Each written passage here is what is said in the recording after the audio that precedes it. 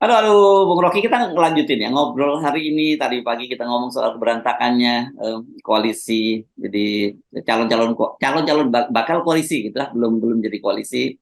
Dan sekarang kita ngomongin soal di kepolisian, karena bagaimanapun juga ini bagian yang harus terus kita soroti. Ini sekarang media dan publik juga menunggu karena dalam perbincangan dengan Tempo pada tanggal 18 November, Pak Kapolri itu ditanyakan soal kasus Ismail Bolong itu ya, yang kontroversial, yang soal ya apa ini ya, sebenarnya level skrup paling bawah dari mafia tambang karena dia cuma levelnya pengepul gitu. Tetapi sampai sekarang ternyata walaupun Pak Kapolri mintakan udah saya perintahkan untuk ditangkap, ini sudah 5 hari loh. Kalau tanggal 18, sekarang tanggal 23, ini belum ada penangkapan tuh dari Ismail Bolong. Padahal kan omongannya Kapolri ini, saya membayangkan begitu Pak Polri ngomong, itu mungkin dalam detik atau menit atau jam yang berikutnya itu Ismail Bolong sudah ditangkap. Jadi apa yang sebenarnya terjadi dan apakah kita masih bisa berharap bahwa pemberantasan mafia tambang itu bisa dilakukan? Ya, tentu Pak Kapolri tahu seluruh jaringan mafia tambang itu tuh. Dan Ismail Bolong memang dia cuma skrup, tapi skrup yang bisa membolongi bahkan baja kan itu intinya tuh. Dan banyak jenderal juga yang mulai ketar-ketir karena Ismail Bolong pasti nganggap bahwa saya skrup, tapi objeknya melihat bahwa ya soal mafia tambang kan isu yang udah berpuluhan tahun ada di Indonesia dan kepolisian terlibat di situ tuh. Bukan juga mafia tambang, juga mafia tanah juga sama aja di situ kan. Ada kepentingan-kepentingan hierarkis yang menguasai tanah berlebihan, macam-macam itu. Jadi kalau kita lihat tambang apa aja, itu batu bara pasti, nikel apalagi gitu kan.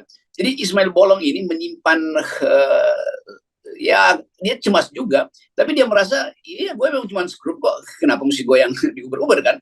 Tapi Ismail Bolong juga mungkin dalam satu peristiwa psikologis dia merasa bahwa dia harus buka ini nih. Nah itu tinggal tergantung apakah faksi yang menginginkan ini dibuka mampu membuat skrup itu longgar atau ada faksi yang memang memegang obeng dia bikin kencang skrup itu sehingga Pak Kapolri mesti memilih obeng mana yang mau pakai, yang melonggarkan apa yang mengencangkan tuh. Kebingungan dia itu karena dia tahu juga itu ada di lingkungan dia sendiri, ada di lingkungan kepolisian tuh, baik yang udah pernah wirawan, yang mungkin juga pada waktu itu Pak Sigit sudah tahu isunya, tapi karena pangkat Pak Sigit mungkin belum bintang, lalu belum bisa dibuka. Nah sekarang Pak Sigit punya bintang yang berlebihan di pundaknya tuh, ya lakukan aja. Kenapa? Karena isu mafia ini akan terus ada, Mas, tahun pemilu, melewati pilpres, akan ada terus tuh. Jadi satu paket dengan pembersihan Polri ya betul-betul tindak gitu dan bikin konferensi pers saja kan kalau nggak mampu untuk menggerakkan aparatnya. Bahwa saya udah bicara selama 1 minggu kok nggak ada Pak Sigit akan dapat aplaus publik kan dan harus dialihkan lagi pada presiden. Kalau begitu saya lapor Pak Presiden aja karena Pak Presiden adalah apa namanya secara ex officio pimpinan Polri sebetulnya. Jadi lempar aja bolanya ke Pak Jokowi supaya Pak Jokowi kasih teguran lebih kuat lagi sehingga ada gerakan. Dan memang mungkin itu yang dimaksudkan oleh Pak Sigit supaya Pak Jokowi dengar persoalan ini lalu dibicarakan di kabinet kan begitu. Pola komunikasi kita kan sering kali nggak langsung gitu kan. Kalau mau langsung mestinya Kapolri dan saya udah bentuk tim untuk cari Ismail Bolong, tangkap dan jaminkan bahwa Ismail Bolong dilindungi sebagai saksi yang mengetahui, lalu mungkin jadi justice kolaborator, kan mesti diikuti dengan keterangan teknis itu supaya Ismail Bolong juga merasa oke, saya dilindungi, saya akan bongkar dan mafia yang samar dan nggak perlu kita terangkan pada Pak Sigit lah, Pak Sigit yang paling tahu lah data itu. Ya, ini kan jadi kemudian orang khawatir, ini jangan-jangan bisa jadi kayak menjadi dark number lagi model kasus Harun Masiku gitu ya. Kalau memang ada kepentingan-kepentingan besar kan sampai sekarang Harun Masiku juga masih rakyat itu karena ada kepentingan besar yang melindunginya gitu. Betul. Ini jadi akhirnya jadi pola kan. Orang ingat ya Harun Masiku aja susah untuk diseret dan Kapolri juga tahu tuh di mana Harun Masiku kan. Cuman persaingan di antara mereka itu kadang-kala membuat mungkin Kapolri cari jalan yang lebih strategis. Ya Ismail Bolong dulu lah kira-kira tuh, karena langsung terpapar, artinya terekspos persoalan itu ke publik tuh. Tetapi soal Harun Masiku juga sama, eksposnya sama besarnya. Hanya soal momentum aja, belum aja tuh. Dan itu mungkin nunggu pilpres nanti, tapi kemudian kita simpan banyak kasus yang sejenis Masiku ini. Yang saya sayangkan justru Pak Sigit punya track record yang makin lama makin terarah hari ini. Dan semakin terarah tentu terpaan atau tekanan pada beliau juga makin besar tuh. Jadi Pak Sigit manfaatkan opini publik itu akan didukung tuh. Sebab orang Indonesia begitu melihat ada ketidakjujuran itu mereka selalu pulih akal sehatnya untuk membela yang tersolimi. Termasuk Ismail Bolong mungkin akan dibela publik karena dianggap bahwa dia karena dia sangat junior maka dia dipaksa untuk jadi skrup aja tuh. Ya oke. Nah, ya ini kan tetapi satu hal kemudian membuat publik terkonfirmasi itu bahwa sampai sekarang itu peran bintang di tubuh Polri itu masih belum selesai. Jadi Pak Listio Sigit bisa disimpulkan sementara ini masih belum in charge betul dalam menangani berbagai persoalan di internal Polri. Timnya mungkin saya bayangkan buat timnya belum utuh gitu.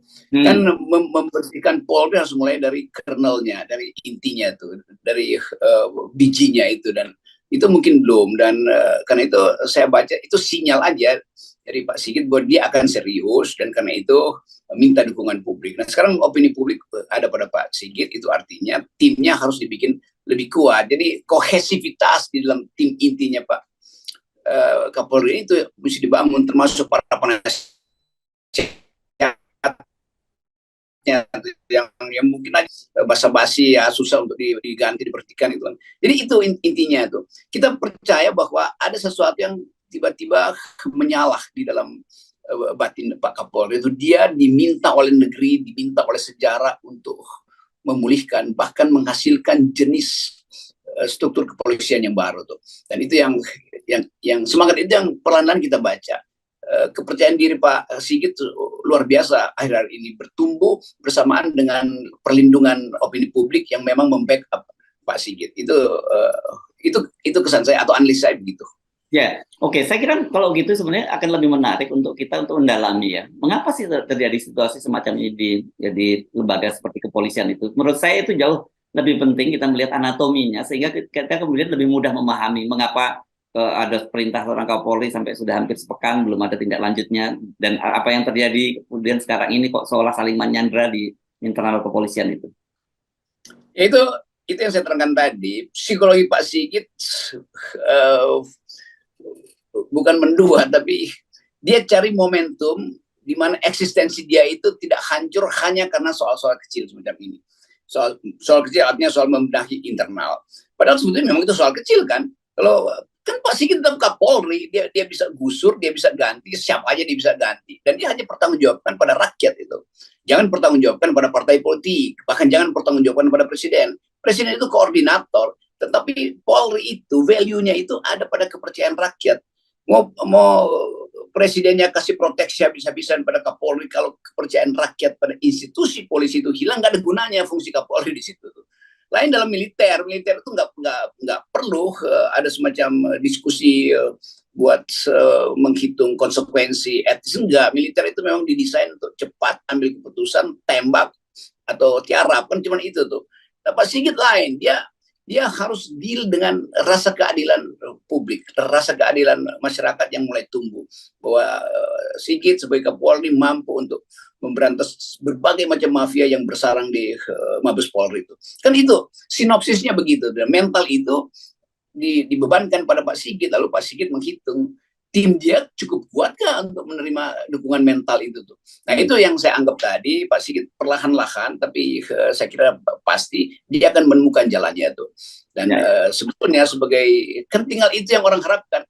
Orang anggap ya masih ada beberapa mungkin 5-6 pejabat di sekitar Pak Sigit, tapi terpaksa dia mesti pilih juga tuh. Jadi kegalauan Pak Sigit karena dia justru mengetahui banyak hal. Nah saya usulkan nggak usah tahu, lurus aja kan. Jadi itu masalahnya tuh. Ya. Nah, kalau kita lihat ini kan berarti akar persoalannya selama ini terlalu banyak kepentingan masuk ya. Jadi ada kepentingan dari dalam, ada kepentingan dari luar juga. Ada kepentingan luar politisi memanfaatkan lembaga kepolisian untuk kepentingan politik mereka. Sementara dari internal kepolisian juga mereka memanfaatkan patron kin di luar, koneksi dengan partai politik untuk naik jabatannya, untuk naik pangkat dan sebagainya. Itu yang saya kira menjadi penyebab sehingga kenapa jadi kelihatannya kok susah banget itu membenahi internal polisi. Bukan susah sebetulnya, transaksinya panjang itu. Oh, oke. Ya, ya. Belum cocok, dealnya belum cocok. Belum deal gitu, dan terutama deal tentang masa lalu, deal tentang track record. Karena tiba-tiba ada peta baru muncul, lalu gagal lagi seseorang yang sedang dipromosikan.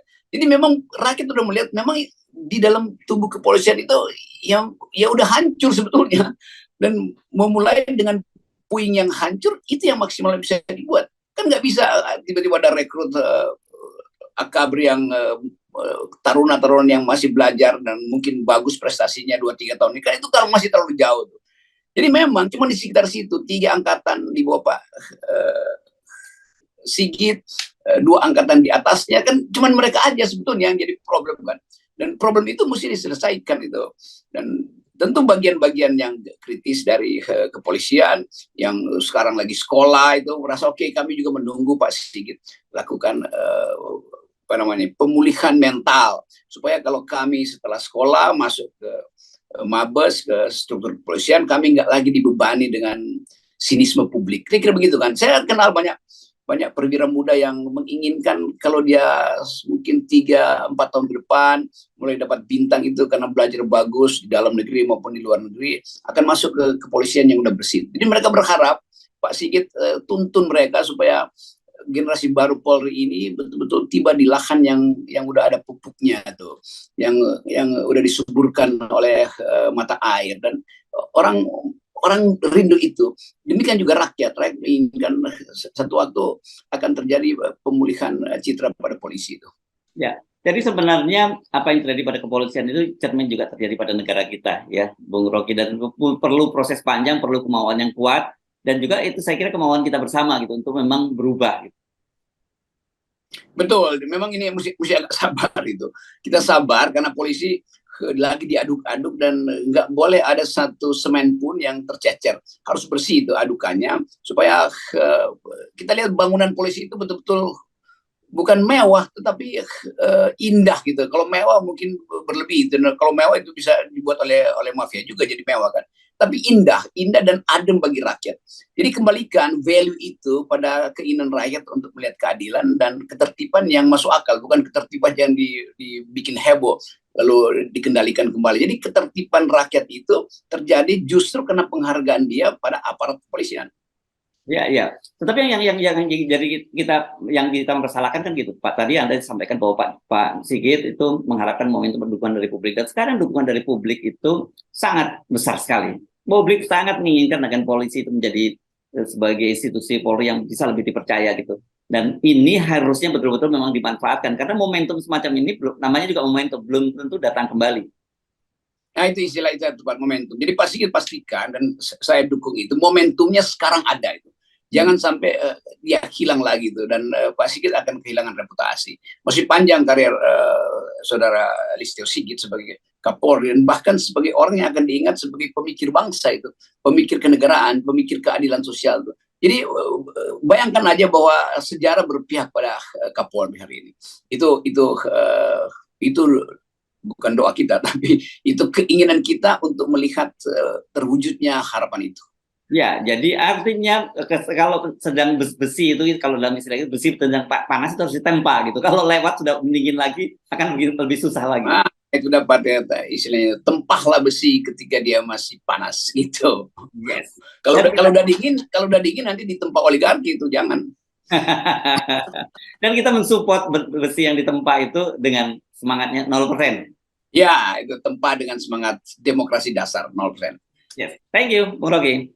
Sip.